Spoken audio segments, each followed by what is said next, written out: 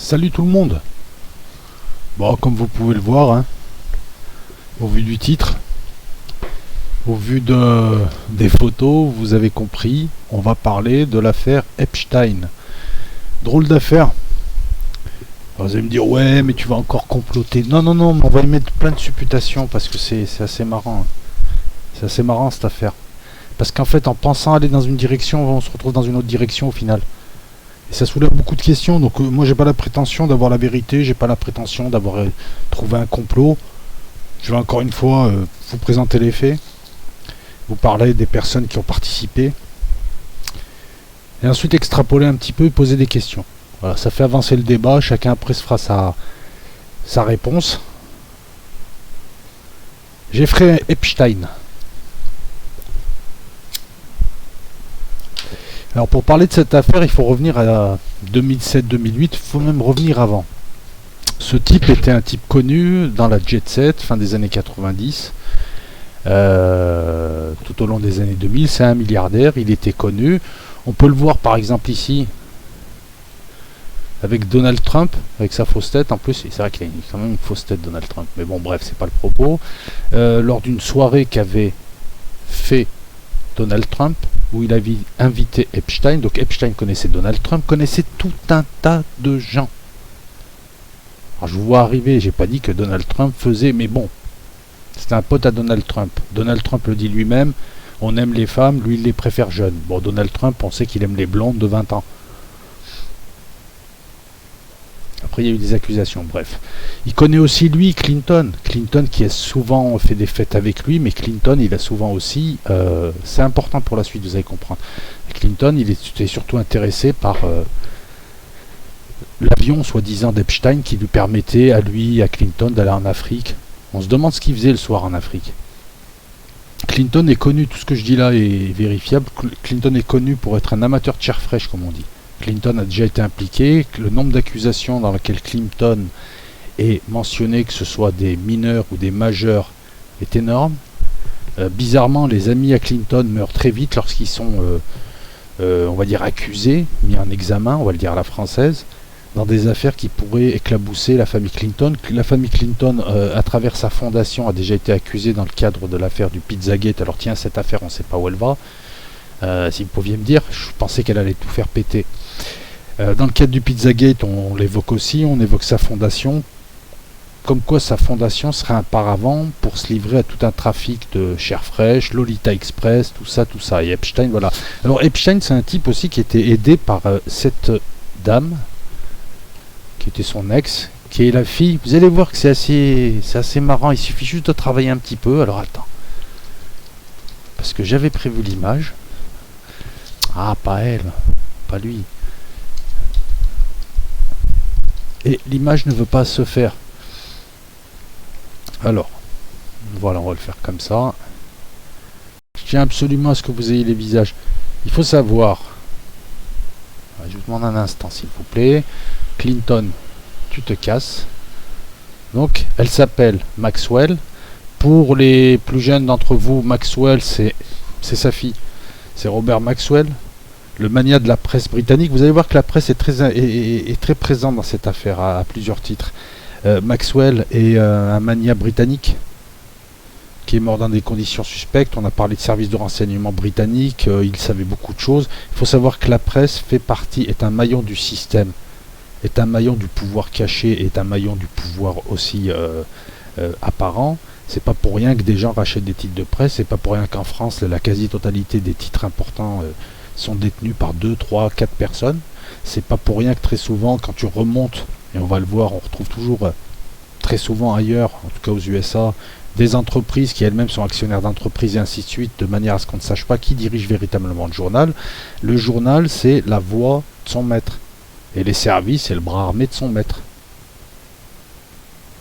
Et Maxwell, c'était un gars trouble qui était lié aux services et autres, et on pense que les services l'ont fait exécuter. On pense, parce que dans ce genre de domaine, on t'apportera jamais de preuves, et je dis bien on pense, on est dans des logiques floues. C'est sa fille, elle sortait avec Epstein. Son père venait de mourir, Epstein l'a aidé, et c'est devenu la mère Mackerel. Alors pour l'instant, elle n'a pas été inculpée, on est d'accord. Mais apparemment, d'après les témoignages, c'est devenu la mère Mackerel. Jeffrey Epstein, lui aurait dit à plusieurs reprises, et ça c'est très facile, on est dans l'extrapolation, mais il lui aurait dit, tiens, envoie telle fille à lui ou envoie telle fille à lui, on va se les mettre dans la poche. Ils me devront quelque chose. Epstein, il tient un réseau, il est milliardaire, mais excuse-moi, quand Clinton ou Trump traînent avec un type comme ça, ils sont plus puissants que lui. À ton avis, pourquoi ils sont avec lui? À ton avis, pourquoi il connaît tout le showbiz? Pourquoi il connaît tous les mecs qui ont fait la mode dans la fin des années 90? Ce type est milliardaire, il a des villas, eux ils sont pétés de thunes aussi. Pourquoi ils se connaissent, ils se fréquentent, ils font des soirées où t'as des meufs à moitié à poil qui arrivent, elles ont 16 ans, elles ont 12 ans, elles ont 18 ans, elles ont 20 ans, on sait pas. On retrouve tout un tas de gens dans ces fêtes, on retrouve le fils d'Elisabeth II quand même, le prince Andrew, qui apparemment aime les petites filles de 14 ans et aime jouer à plusieurs. Ah, je suis désolé de parler comme ça, hein, je sais que le sujet est pas, mais ça m'amuse pas. Hein. Donc elle serait la mère maquerelle d'un réseau qui serait constitué de filles qu'il aurait aidées, qu'il aurait financées, il les aurait ensuite il les aurait exploitées sexuellement et il en aurait fait aussi des rabatteuses. Et petit à petit, ce type s'est constitué un réseau de plus d'une centaine de filles qu'il envoyait. Il avait un système avec les avions, elles allaient, et ça, parce que l'affaire commence seulement. Hein. Enfin, elle commence et elle est finie. Et ça arrange beaucoup de gens. Ce type connaissait beaucoup de puissants dans le monde et leur envoyait des filles. Que fait Clinton avec lui à aller en pote avec lui en Afrique? J'ai besoin de son avion. Tu penses que Clinton il a besoin de l'avion d'Epstein? Voilà. Pour Trump, je pense, je vais vous le dire, et ensuite on va rentrer dans le fond de l'affaire, parce que c'est pas pour faire des ragoûts que je fais la vidéo. Il y a des choses qui me paraissent bizarres. Pour Trump, c'est très simple. Hein. C'est un partouzeur, il s'en est jamais caché. Il a peut-être bricolé des filles de 16 ans. Il a été accusé, mais je pense que, voilà, il faut savoir que Trump, à partir de 2009, il s'est brouillé avec Epstein pour une affaire de business. Et depuis, il ne se parle plus. Parce que moi, au départ, je me suis dit, est-ce qu'il va balancer Trump? Parce que Trump, il est dans ses affaires. Trump les préfère un peu plus âgés. Ou est-ce que on n'est pas en train d'attaquer Trump? Vous verrez que c'est aucun des cas. C'est là où c'est flou. Qui a lancé l'attaque? Et qui est visé? C'est comme ça qu'il faut travailler dans ce genre d'affaires. Et vous allez voir que la journaliste au milieu, c'est juste le fusible.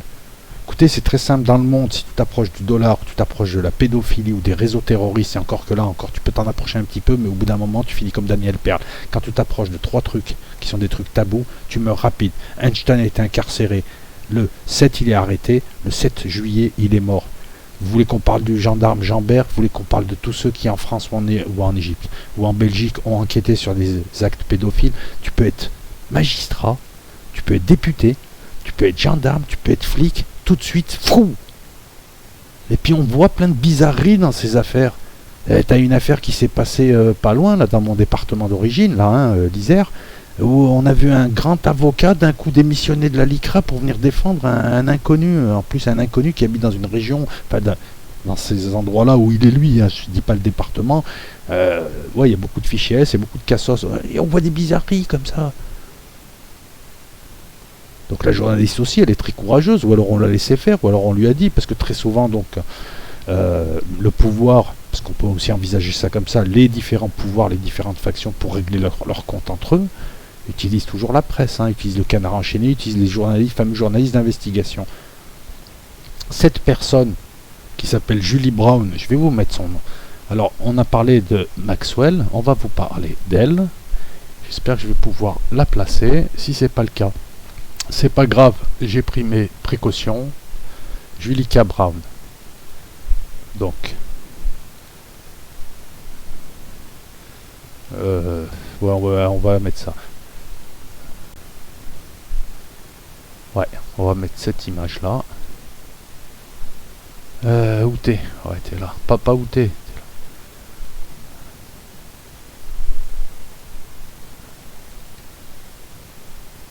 Alors excusez-moi, je viens de voir que j'ai peut-être pas fait toutes les transitions que je voulais faire. Peut-être que je vous ai pas montré Maxwell et Epstein ensemble. Je vous les remonte et je vais laisser. Voilà.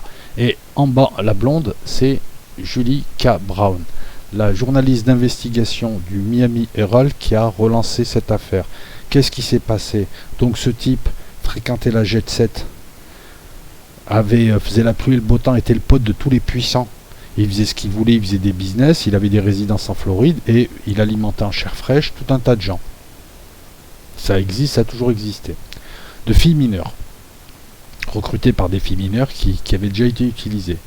Il est ami de tous les puissants, il se brouille avec Trump en 2009, mais on va revenir à 2007-2008, il tombe. Parce que tu as certaines mineures qui ont commencé à accuser, qui ont commencé à livrer un petit peu ces agissements, qu'il les achetait, qu'il les emmenait en Floride, qu'il avait une salle de massage, qu'il les violait à plusieurs, etc., etc., bref. Et là, il y a une bizarrerie, c'est que ce type, que je vais vous montrer aussi, moi je vais tous vous les montrer. Moi. Alors attends ici. Ce type. Non, pas lui. Hop. Je m'excuse pour les temps morts, hein, mais bon. Et ben voilà, on y arrive.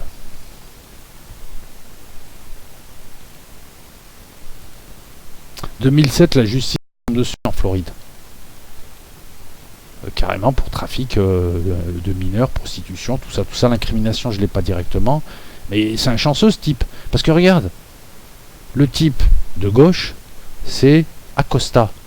Je vais te donner son nom un peu mieux. Ministre du Travail, ancien procureur fédéral. À l'époque, il était procureur fédéral en 2008 en Floride. Et un procureur fédéral, c'est comme en France, il prend ses ordres. Et un type comme Epstein, là, qui allait en prendre pour 5000 ans, j'exagère, mais il allait bien prendre pour 20 ans, on lui propose, il plaide coupable et on lui propose 18 mois, avec liberté, semi-liberté, c'est-à-dire tous les jours il va bosser, il rentre le soir, 12 heures dehors, 12 heures dedans, et il fait même pas les 18 mois, il fait 13 mois. Il fait cet accord, il est inscrit au fichier des délinquants sexuels et il continue ses partous. 2009, Trump prend ses distances. Il faut savoir que ce monsieur-là, Costa, qui était procureur fédéral, est devenu ministre du Travail et que cette affaire qui a été relancée donc par Julie K. Brown lui a coûté sa place. Il a dû démissionner là. Il faut savoir aussi que c'est quand tu nommes des ministres ou quand tu as une équipe, comme ce genre de type, alors je ne sais pas quel lien il a avec Trump, mais c'est très souvent des très longues amitiés. Moi j'aimerais savoir qui a accepté l'accord avec ce type. Qui Epstein a fait intervenir en 2007 pour dire à la police américaine et au FBI, vous allez me faire un accord aux petits oignons. La personne doit être super puissante en 2007. Qui était président en 2007? Qui avait le pouvoir en tout cas de faire ça? Posez-vous les bonnes questions. J'ai pas de réponse. Hein. Et c'est pas Donald Trump. Je ne pense pas. Mais enfin c'est trouble quand même. Hein. Le procureur... En même temps oui c'est trouble, là, je suis en train de raisonner en live. Le point commun entre ces deux types c'est quand même Donald Trump. Donald Trump prend sa distance en 2009 mais je pense qu'il a des casseroles. Donc quand on me le présente comme le type qui va faire éclater le Pizzagate alors que c'est le type qui te dit qu'il attrape les meufs par la chatte et qui fait des soirées de partout, qui est avec des meufs jeunes, machin, de là avoir dérapé avec Epstein et d'avoir, en tout cas, moi je pense qu'il a fait des trucs. Clinton, c'est sûr. C'est des analyses comportementales avec tout un faisceau d'indices qui indiquent. Clinton, c'est un partouzard, dès qu'il voit une meuf, il peut pas, c'est une maladie et il fréquente ce type pour son avion. Alors qu'on l'a vu dans plein de soirées. Alors Clinton, après, il est pas con. Hein. Clinton, il prend ses précautions. Il venait de finir son mandat présidentiel. Il va pas s'afficher dans les soirées comme le prince Andrews, qui a été accusé et la famille d'Angleterre est intervenue puisqu'on l'a retiré de l'affaire. 2008, le gars, il fait ses 13 mois, il sort. Il pense qu'il s'en sort. 2015, l'affaire elle est relancée. Tu as une de ses victimes, Virginia Roberts. Alors pour ceux qui me disent ouais mais elles attendent, alors je vais t'expliquer, c'est des nanas, ils les chopent dans des milieux défavorisés, elles ont 14 ans, elles sont paumées, elles ont 16 ans, elles se font avoir, elles se font violer, il y a tout un tas de saloperies, c'est des victimes et des grosses victimes, je le dis, hein. Elles sont complètement à l'ouest et tout. Et après quand elles réalisent, il faut du temps pour qu'elles se reconstruisent et du temps aussi ensuite pour essayer de se dire bon il faut quand même laver ça. Et après, il faut encore un temps pour trouver un avocat qui va oser s'attaquer à des types comme lui. Parce qu'au quotidien, voilà. En 2015, l'affaire elle est relancée. Bon, cette personne affirme sous serment qu'à 17 ans, entre 99 et 2002, ça correspond à l'époque où Epstein accueillait Trump, accueillait plein... Enfin bon, bref, des fêtes de fous. Elle a été esclave sexuelle d'Epstein et ses amis, dont le prince Andrew. Et quand on se rappelle qu'Epstein fait des affaires avec ses amis, et que dans ce milieu-là, c'est pas des amitiés... à la vie, à la mort, mais c'est des amitiés, enfin je veux dire d'intérêt, hein, c'est des relations d'intérêt. Hein, sinon Clinton il ne le calcule pas. Je veux dire qu'un mec comme Clinton il calcule pas ce genre de type qui peut lui créer plus d'emmerde qu'autre chose s'il n'y a pas quelque chose derrière. La juridiction de l'époque n'avait pas tranché. Le 7 avril, la juge qui a examiné la requête, donc qui fait office d'accusation, il y a deux tours là-bas, ils ont un droit assez bizarre. Il y a un jury d'accusation et avant il y a un jury... oh, je sais plus, il y a deux trucs en fait, il y a deux étapes. Bon. Mais là apparemment, aucune décision n'a été prise, on lui a pas dit vous mentez ou vous mentez pas, on lui a juste dit quand votre affaire ira devant la cour en 2015. Vous apporterez vos preuves et le juge verra. Voilà ce que a dit le premier juge. C'est un peu bizarre. Peut-être que la juge a été prudente, je sais pas, elle a peut-être été prudente. En juin 2016, tu as une autre femme qui accuse de Trump de viol à plusieurs reprises en 1994, dont une fois avec Epstein. Je regarde mes notes. Oh, je peux vous montrer, il y a tout un tas de faits, hein. Je vais vous montrer Trump. Voilà. C'est vrai que Trump, lui, moralement, il fait... alors attends. Je vais te montrer Trump et Epstein, parce qu'on les voit, tu vas voir que...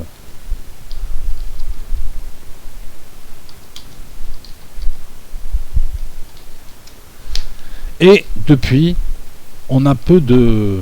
Je vais vous montrer cette photo. On a peu d'informations. Apparemment, une enquête a été menée. En tout cas, en 2017. Alors, est-ce que l'enquête a été menée suite aux déclarations de Virginie Roberts, ou est-ce que l'enquête a été relancée par la journaliste, ou est-ce que la journaliste n'a fait que... Enfin, voilà, je vais me faire comprendre, pardon, je suis pas clair. Parce que je fais deux choses en même temps. Est-ce que cette affaire-là, suite aux déclarations de Virginia Roberts, est-ce que cette affaire-là est rentrée dans une phase secrète, il y aurait eu une enquête et la journaliste serait venue pour révéler l'enquête, ou est-ce que on a essayé d'enterrer l'affaire et cette affaire finalement a été révélée par cette journaliste? Je crois que c'est la deuxième solution. Voilà, Trump, regarde la tête de défoncé qu'elle a, la meuf qui est avec lui, je pense qu'elle fait 20 ans, 22 ans, guère plus en tout cas. Donc de là à ce que de temps en temps il délire, moi je pense qu'il en a fait des trucs avec son pote. Ils se sont embrouillés, Trump a dit qu'il aurait branché une masseuse, que ça lui aurait pas plu, mais en fait c'était une affaire commerciale, donc voilà. Je pense que Trump quand même il a trempé quelque chose quelque part. Hein. Il s'est dédouané ensuite et vient de se dédouaner en disant je le connaissais pas tant que ça, il était pas si formidable que ça, je lui parlais pas, c'est vrai quoi, il lui parle pas depuis 2009. Quoi qu'il en soit, cette fameuse Julia, journaliste d'investigation, relance l'affaire pendant 2 ans, entre 2016 on va dire, pendant des années, pendant 2 ans. Il y a eu des témoignages, il y a eu des enquêtes. À partir de 2017, donc cette journaliste d'investigation, attendez, il faut que je la place, donc a été contactée par tout un tas de victimes, la justice a suivi son cours, et quand l'affaire a éclaté, enfin, le Miami Herald, le journal de cette dame, a fait éclater l'affaire, après l'avoir donc menée de bout en bout, hein. Elle a accueilli des nanas, elle a relancé l'affaire, elle a fait pression auprès des juges. Le 7 juillet, Epstein est arrêté, le 10 août, il est suicidé. Alors moi j'aimerais revenir sur le Miami Herald et cette femme là qui a joué un grand rôle. Quand tu es journaliste et tu travailles sur ce genre d'affaires, tu es couverte. Le Miami Herald appartient au groupe, à la famille McClatchy. Alors c'est pas rien, hein. Encore une fois, c'est pas rien. McClatchy, c'est le deuxième groupe de presse des USA, avec une trentaine de titres. Ils te font la Californie, les Carolines, le Midwest. C'est pas rien. Entreprise de presse, voilà, deuxième groupe de presse. Lorsque tu regardes, il y a les actionnaires, tu as une société Career Builder, qui est un online job website, qui a investi 15%. Tu as la famille McClatchy en partie. Et on me dit que ce journal est un journal qui connaît très très bien à la perfection les réseaux Al-Qaïda et autres. C'est son dada. Voilà. Deuxième groupe de presse aux USA. La presse qui joue son rôle de porte-parole, du pouvoir, de menteur, il nous cache les vérités, il nous raconte des conneries, il nous a l'information. Enfin, vous connaissez le rôle de la presse. Deuxième groupe de presse, tu penses derrière les McClatchy, il n'y a pas quelqu'un de puissant? On revient toujours à cette fameuse ombre puissante qui a permis ça. Le directeur du journal ou les actionnaires ont dû dire, parce que Elle, pendant 2 ans, elle a fait que ça. Elle a dû demander des autorisations et se couvrir. Sinon, elle crève dans ce genre d'affaires. Elle sait qui est Epstein, elle sait que ces gens-là, si tu commences à aller regarder dans leurs affaires, tu as un accident, un jour, tu as un black qui arrive, qui te met une balle. Ça marche comme ça. Il paye un type du ghetto qui arrive, qui te met une balle. Et je le dis parce que ça s'est vu. La mafia aussi a utilisé aussi beaucoup de blacks en les payant pour. Quand on a voulu tuer Joe Colombo, ils ont envoyé un black alors que c'était... Bon, bref. Cette journaliste d'investigation a forcément eu des autorisations. Et pas que de son rédacteur, pas que du directeur du journal, pas que de la famille McClatchy, mais au-dessus. Elle a dû se couvrir. Elle a de la bouteille. Hein. Elle a eu le prix Polk en 2014. Elle fait d'excellents reportages d'investigation. Elle sait très bien qu'il faut se couvrir. Et pendant 2 ans, secrètement, c'est elle qui a ravivé la flamme et qui a permis qu'il soit arrêté. Et non seulement qu'il soit arrêté, mais l'accord de 2008, ils l'ont fait sauter. Le procureur de Manhattan a dit qu'il n'était pas lié par cet accord de 13 mois. Et donc je pense qu'ils vont faire fusionner les affaires. Et l'affaire suivait son cours. Avec beaucoup de victimes et beaucoup d'accusations de tout un tas de gens. Bizarrement, la juge a écarté les accusations contre le prince Andrews. Ça, c'était en 2015. Hein. Déjà, elle avait écarté les accusations contre le prince Andrews diplomatiquement. Il y a aussi un truc qui arrive de manière récurrente. Dès qu'il y a une partouze, un truc satanique, tu as toujours un membre de la royauté anglaise. Au bout d'un moment, tu te dis, il n'y a pas de fumée sans feu quand même. Ces mecs-là ont l'air d'être de sacrés dégénérés. Parce que le type, c'était un habitué des soirées d'Epstein. Lorsqu'il a été arrêté, t'as tout un tas de gens qui ont sué du cul. Hein. Moi, la question, c'est qui a lancé l'affaire? Qui est derrière ce journal? Qui est derrière cette personne? Qui lui a donné les autorisations? Forcément, quelqu'un de plus puissant qu'Epstein. Après, je me suis dit, ils veulent peut-être attaquer Trump. Qui est intouchable dans cette affaire. Je veux dire, au pire, il a fait 3 partous, mais bref. Mais ça fait depuis 2007 qu'elle bosse dessus, qu'elle accueille les victimes et qu'elle travaille sur le truc qui n'a éclaté que là. Voilà, moi je veux la traiter sous cet angle. J'ai pas forcément des réponses, mais dans ce genre d'affaires, à qui profite le crime? Non, c'est pas une attaque de Trump, parce que c'est les démocrates, les néoconservateurs, ils ont besoin de lui, il est docile, il a fait patte blanche, et puis de toute façon, dans ce genre de scandale, il n'y a plus de politique. Ils sont tous mouillés. Et Clinton, pareil, il doit flipper sa mère. Donc je ne pense pas que ce soit une attaque contre Clinton. Donc j'arrive pas à comprendre ce qui s'est passé. Qui on vise vraiment derrière Epstein et pourquoi? Qui est assez puissant pour faire tomber un réseau qui a dû alimenter tout le monde, voire même qui a dû l'alimenter? Pourquoi? Comment? C'est les questions que je me pose dans cette affaire. Alors il y a d'autres questions, bien évidemment. Epstein, on l'a mis au Metropolitan... je vais te dire exactement. Où est-ce qu'on l'a mis? Comme j'ai beaucoup de notes, 6h30, hein, ça fait midi pour ici à peu près. Metropolitan Correctional Center, prison fédérale. Donc déjà un niveau de sécurité un peu supérieur. Prison fédérale de Manhattan, réputée être l'une des plus sûres du pays.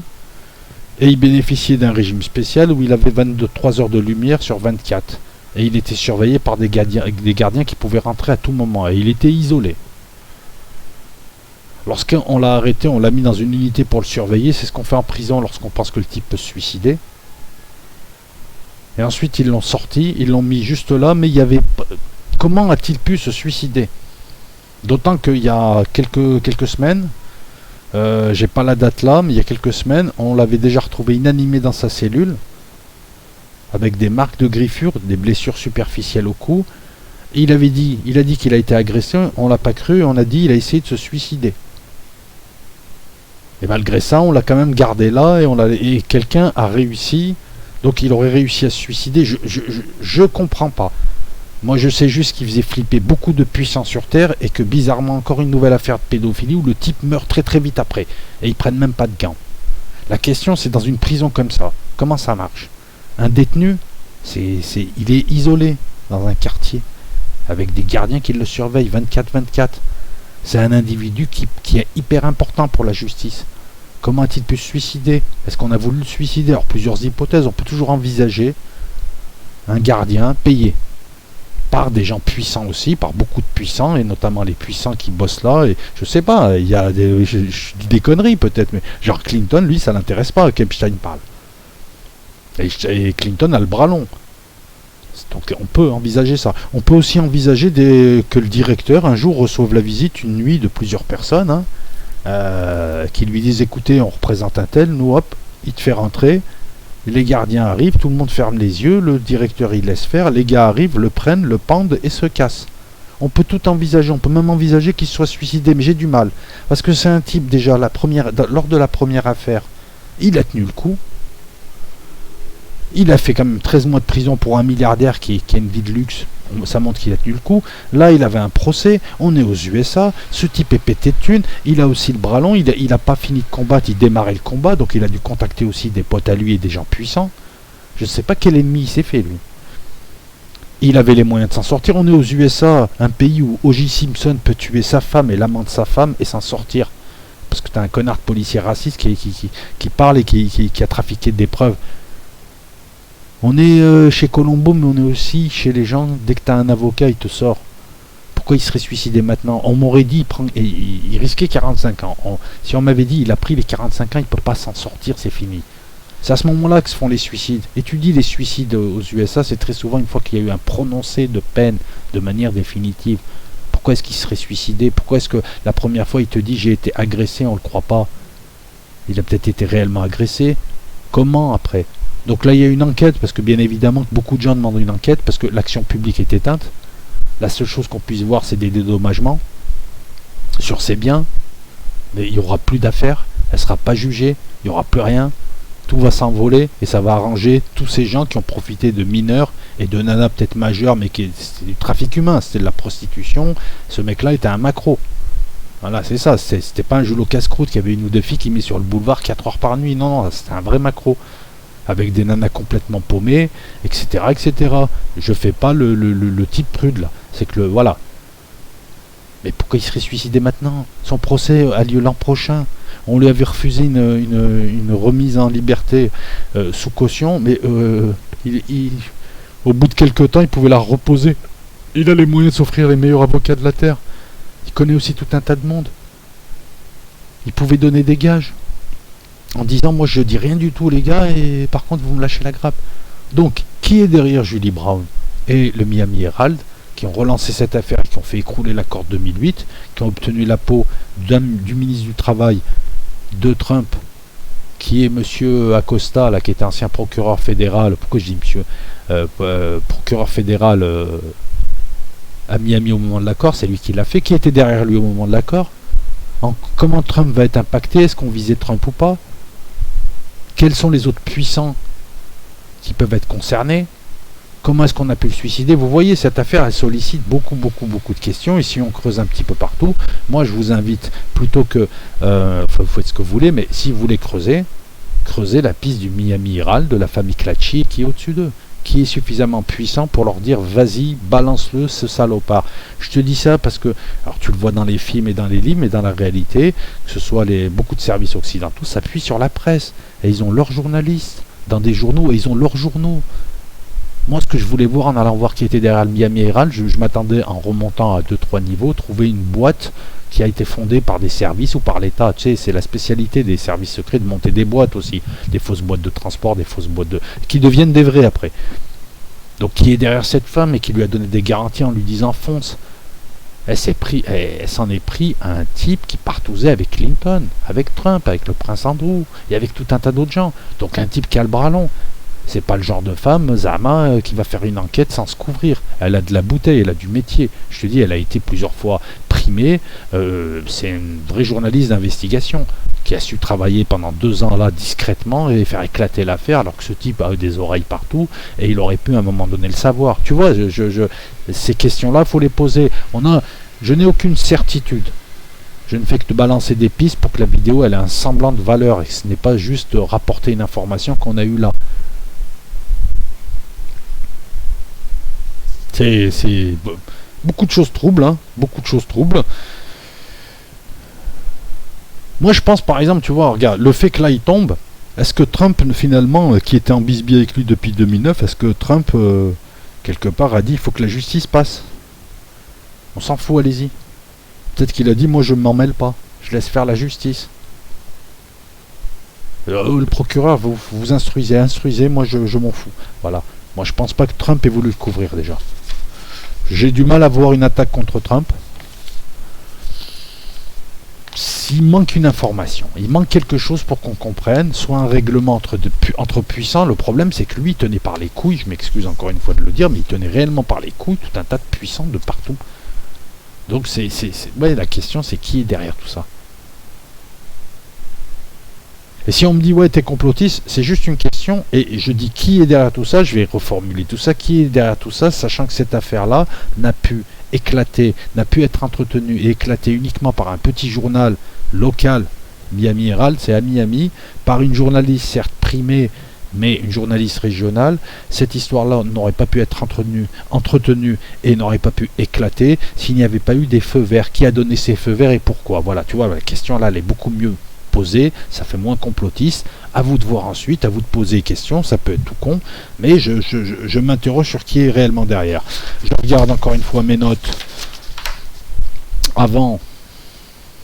Voilà, je suis là en plus. Bon, je pense vous avoir tout dit, donc voilà, donc cette vidéo là, bah, écoutez, vous en faites ce que vous voulez, hein, je la voulais un peu intelligente. Et puis si vous avez des nouvelles du Pizzagate, hein, peut-être que c'est lié, peut-être pas, je sais pas, hein. Peut-être que celui qui a fait éclater le Pizzagate finalement c'est un prêté point rendu, je sais pas, j'ai du mal à... Il faut dire que la presse française en parle très peu, succinctement, et que le factuel. Il faut aller sur de la presse internationale, hein. Merci aux Canadiens, hein. Merci à différents journaux comme le Journal de Montréal qui eux te mettent l'histoire. C'est assez subtil ce que fait la presse française parce qu'elle t'annonce 2-3 petits trucs et elle les met dans un désordre de manière à ce que tu comprennes pas l'histoire. Par exemple, Julie Cabron, on en entend très peu parler. Alors que quand tu vois le Journal de Montréal, il démarre chronologiquement le truc, donc tu comprends beaucoup mieux et après donc tu peux te faire tes questions. Vous voyez, c'est assez subtil le vice des journaux français. Alors les journaux français ils sont souvent... mis à l'index quand il y a une affaire de pédophilie ou certaines affaires. Pourquoi? Plusieurs possibilités. Beaucoup de gens impliqués. Dans leur entourage, leur patron, peut-être eux-mêmes. Pourquoi pas? Mais je pense surtout que beaucoup de journalistes s'autocensurent parce qu'ils savent que c'est des affaires qui peuvent leur coûter leur carrière, voire plus. Affaire pédophilie, tu peux crever si tu t'approches. Donc ils s'autocensurent eux-mêmes. Et ça, j'y crois beaucoup plus. Moi, personnellement, je suis journaliste dans un quotidien français. Je sais qu'il y a des pressions politiques au-dessus de moi et que je joue ma carrière. Bon, je ne serai pas journaliste, mais j'en ferai le moins possible. Hein. Ce genre d'affaires, c'est des affaires casse-couilles, c'est des savonnettes, personne n'en veut. Donc je pense que c'est plus ça qui explique le flou des articles dans la presse française. Par contre, merci au Journal de Montréal et à d'autres journaux. Merci à... Je vais même aller sur Reuters, voir un petit peu... Il doit être vraiment balèze le mec qui s'est permis ça, ouais, il doit être vraiment balèze. Alors ensuite on a tout dit.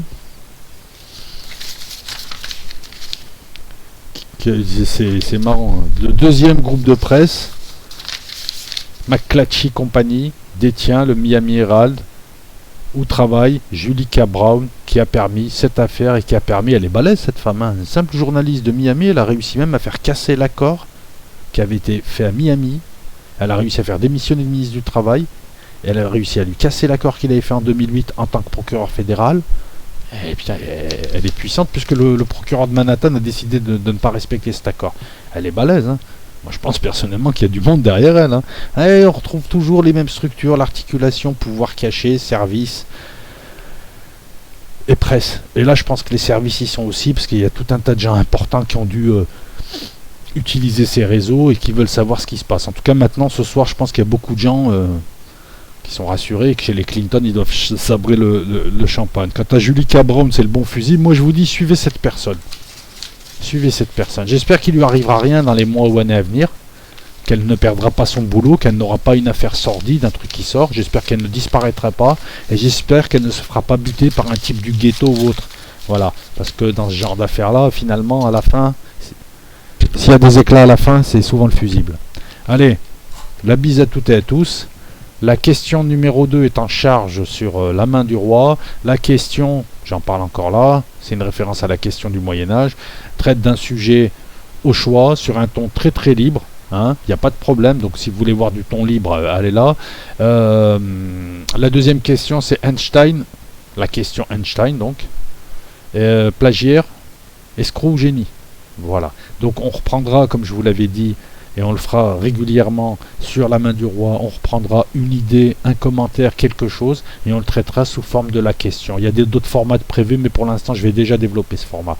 La bise à toutes et à tous, et j'espère ne pas avoir été trop long, sachant que là, j'ai voulu traiter cette affaire à chaud, parce que je la travaille depuis tout à l'heure, et je sens des choses à dire. Ça peut évoluer. Voilà. J'espère que vos posts apporteront des solutions. N'hésitez pas en tout cas à dire ce que vous pensez de l'affaire. Et puis voilà, allez,